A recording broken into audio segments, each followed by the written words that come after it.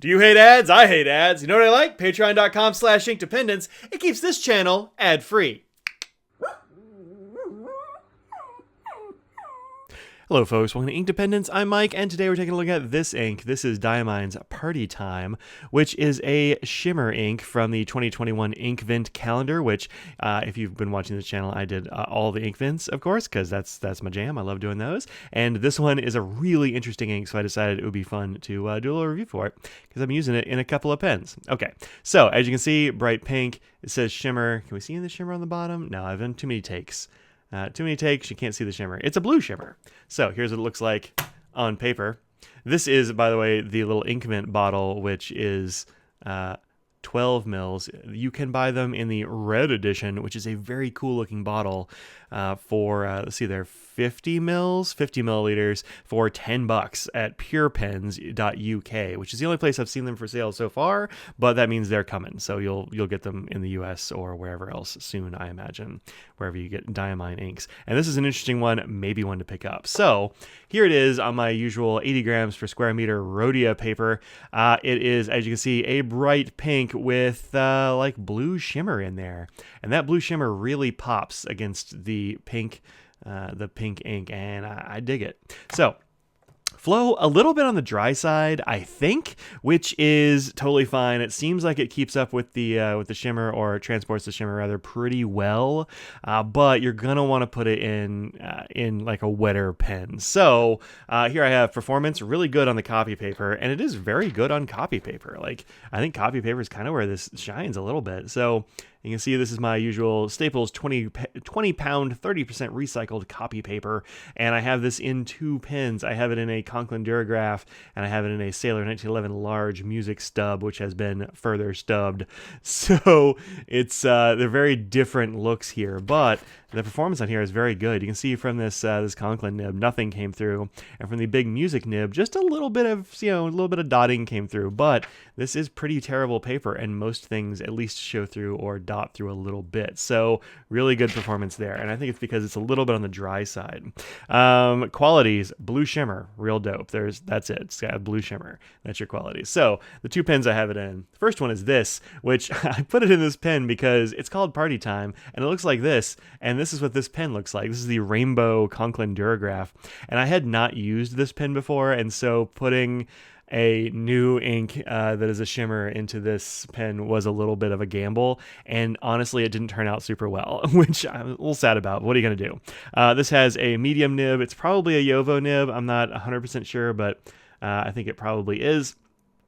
And it's a little bit on the dry side for some reason. Usually these Yovos are pretty consistent even when you get them from like Conklin or whatever. But it's a little bit on the dry side, I think, and it's a little bit inconsistent with this ink. I don't love it in this pen. You can see this is the writing sample from that pen, and sometimes it's great. I don't have any problems with it.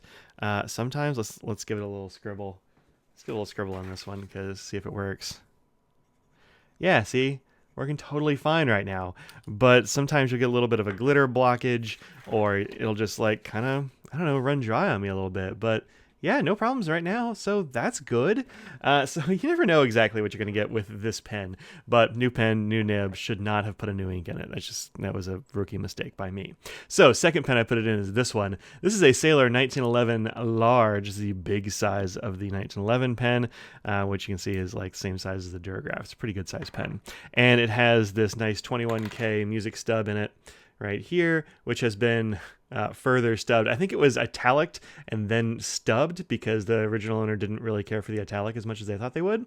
And then they had it stubbed by my friend Deb Kinney, who does really nice nib work. So yeah, it works really well. It's got a nice broad, as you can see, much broader line, has a wetter line, and I think it works with this ink better. Although I don't see as much shimmer coming through here as I did here. So that's a thing you do with shimmer inks. You never know exactly what you're going to get, but flows much better in the wider nib. And I think sometimes you get more shimmer and sometimes you don't. It's just kind of the way of things. So there you go. Put this in a wetter pen and you'll be a bit happier, I think. Okay. This, as I said here, 50 ml bottle, $20. Must be, where did I find it for 20 bucks? I'm not really sure because it's 10 bucks right now on Pure Pens. But if you buy these Diamines from the UK, you end up spending a lot less because they are way cheaper there. So maybe do that. All right, let's do this water test. And we'll take a look at this on some other papers and next to some other inks and that sort of jazz. Let's get this here. Look at the chromatography. We'll have a good old time.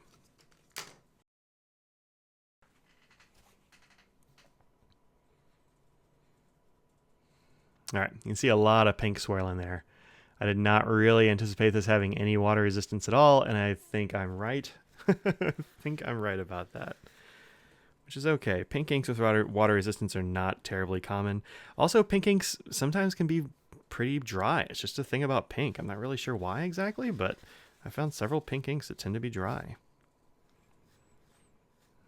Yeah, no water resistance. Keep your water and your cups of coffee away, far away from this ink because, yeah, no dice. You will be very sad if you put that, if you get water on this. And sometimes you spill coffee on things, so keep your coffee away from it. That's my advice. Okay, let's take a look at the chromatography right quick. There it is. You can see nothing left down here, nothing in the middle, just bright pink up here. So this, I think this ink is composed of one color, and that is pink, and that is all.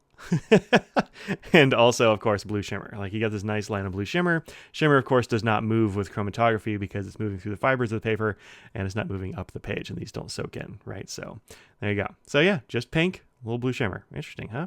You don't see a whole lot of things that are just one dye color and just leave nothing behind, but that one, yep. All right. So, first paper is Tomoe River. This is my Tomoe River ink journal. Don't think you can get these anymore. And here is that Party Time from the Durograph here. Plenty of shimmer. You can see it's being a little bit, like, it's kind of fading out a little bit over here, I feel like, even then. Even when it was new. It's just, I don't think that nib is very well suited for this ink. And then over here, you have the music stub, and this one is very well suited to this nib. And as you can see, there's definitely shimmer coming through. Just didn't happen to have it when I was writing that little bit there. And maybe it's that I didn't swirl my pen a bit. If you open these up, and you should, you'll see there's the shimmer. It's on the bottom. When you're using a shimmer ink, you actually already see it falling into the ink, which is cool. It doesn't always do that.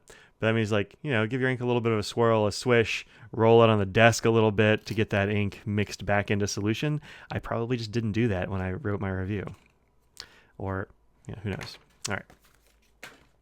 Then, secondly, this is my Inky Fingers wheat straw paper. Currently inked. Here we go. Right there, you can see I inked this up like immediately. It might have been day 11 or something.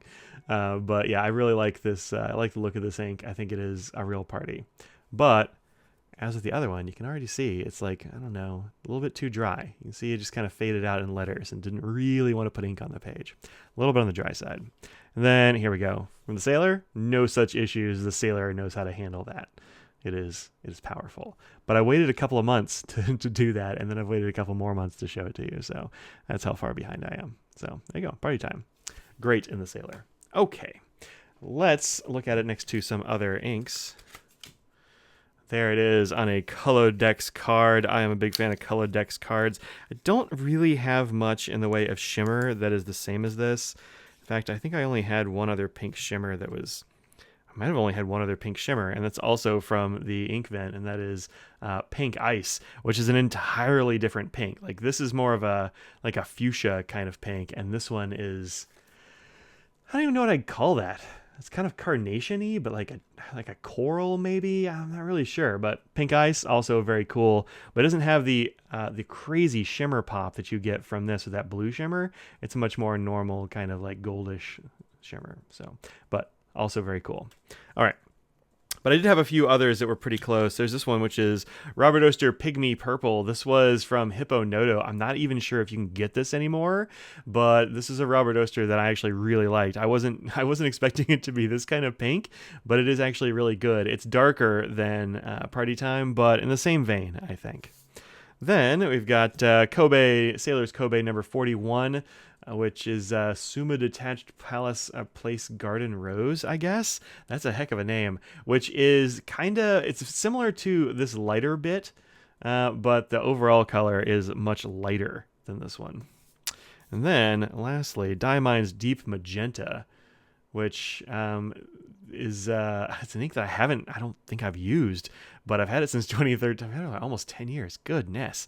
But yeah, pretty darn close. This one's a little bit darker and has a bit of a sheen to it. You can see right in here.